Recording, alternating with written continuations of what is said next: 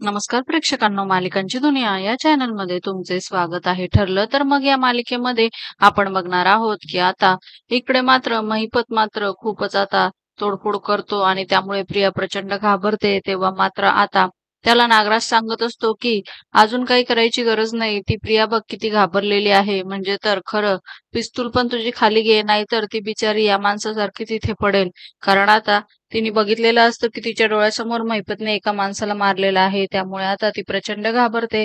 तेव्हा मात्र नागराज तिला तिथून निघून जाण्याचा सल्ला देतो आणि आता मात्र प्रिया खूपच घाबरलेली असते. महिपत सुद्धा तिला इथनं निघ असं सांगत असतो.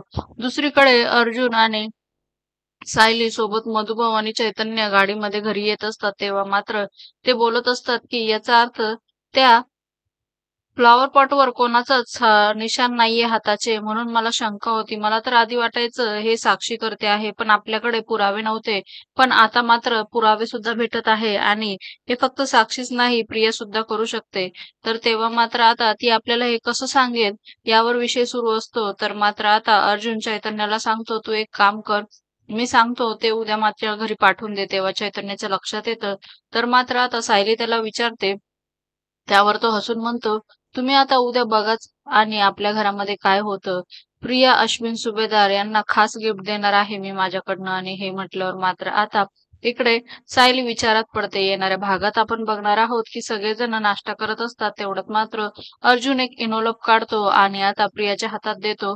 तुझ्या लग्नाचं गिफ्ट आहे माझ्याकडनं असं सांगतो आणि कॉंग्रॅच्युलेशन असं म्हणतो.